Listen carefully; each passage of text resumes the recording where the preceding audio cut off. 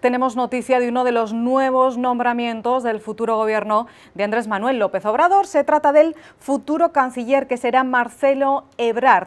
Esto será a partir del 1 de diciembre, que es cuando toma posesión el nuevo presidente, pero mientras tanto ya saben ustedes que se está configurando todo este proceso de transición en México. Se trata del ex jefe de gobierno de la Ciudad de México, además fue una pieza importante en la campaña de López Obrador y es ahora también uno de los principales asesores en todo este proceso de transición con el gobierno de Enrique Peña Nieto. Aún queda todavía que se confirme esta candidatura en el Senado, pero Pepe López Zamorano se espera alguna complicación para confirmar este cargo de canciller, que según tengo entendido además ha sido como un cambio en el gabinete, imprevisto en el último momento. Sí, originalmente se había mencionado a Héctor Vasconcelos, un diplomático mexicano de carrera, como posible canciller. Sin embargo, Héctor Vasconcelos también había buscado una senaduría y al final optaron porque Vasconcelos se quedara con la senaduría y Marcelo Ebrard, que ya se hacía cargo de las relaciones internacionales en la campaña y se está haciendo cargo ahora en la transición, fuera canciller. No fue demasiado sorpresivo, es una figura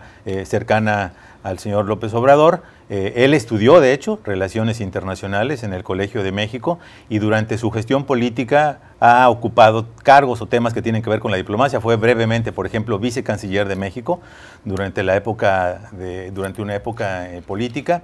Después fue alcalde de la Ciudad de México de 2006 a 2012. Ahí hizo una gestión muy cosmopolita, invitaba a las embajadas a que hicieran eventos públicos. Creo que eso todavía se mantiene. Y después fue presidente de la Red Global de Ciudades de las Naciones Unidas. También tuvo mucha proyección siempre porque la Ciudad de México en esa época fue reconocida internacionalmente por estas labores que hacía para evitar la contaminación, por el uso de los programas de bicicletas. Así que en ese sentido no sorprende mucho el hecho de que Marcelo Ebrard se haga cargo de las relaciones internacionales y bueno, de alguna manera muestra, ¿no?, el interés que tiene López Obrador cuando lo presentó, demostrar que es una de las personas de su mayor confianza. Así que es un nombramiento que no sorprende mucho. Y Pepe, ¿hay algún medio estadounidense como New Yorker que en los últimos años ha publicado que llegó a hacer campaña por Hillary Clinton en 2016? Así es. De lo que entendemos, hay una entrevista larga que dio a la revista The New Yorker, donde él aclara que no participó en la campaña, no fue asesor de la campaña. Sin embargo, preocupado por lo que se veía ahí como este discurso xenofóbico del presidente Donald Trump, hizo campaña a favor de alentar el voto latino. Y me llama la atención porque quien lea la entrevista se va a dar cuenta que no simplemente era campaña en general, fue un nivel muy granular de participación y de entendimiento del proceso político. Por ejemplo, en una de las partes buscaban ellos jóvenes mexicanoamericanos en universidades que sirvieran como factores de influencia para que participara la comunidad. Como sabemos, los mexicanos somos los que más demoramos en hacernos ciudadanos en los Estados Unidos. Hay casi 3 millones de residentes legales permanentes mexicanos que no se han hecho ciudadanos todavía. Muchos mexicanos también son ciudadanos, pero no están registrados para votar.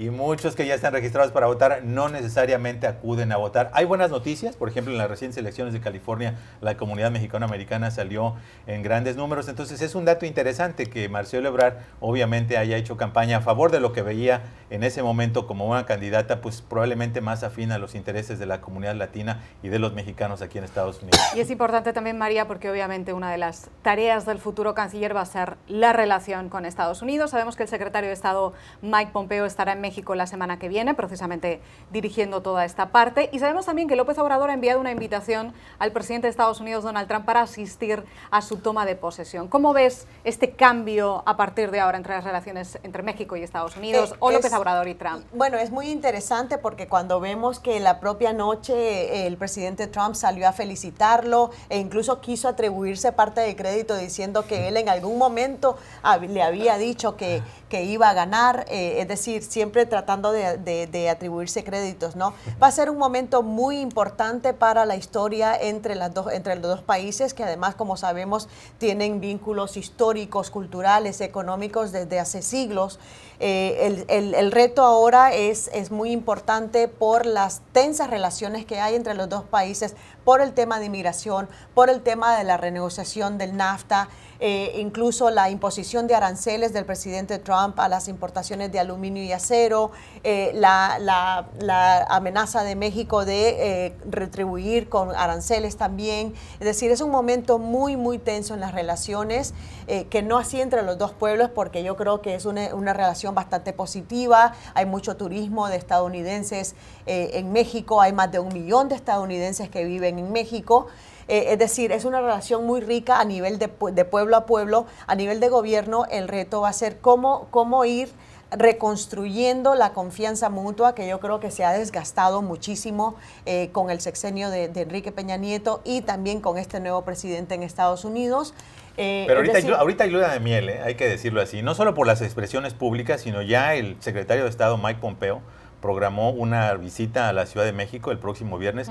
No solo se va a reunir con el presidente Peña Nieto, lógicamente, es el presidente hasta el 1 de diciembre, y con el canciller Luis Videgaray, sino también con Andrés Manuel López Obrador y con Marcelo Ebrard, ¿no?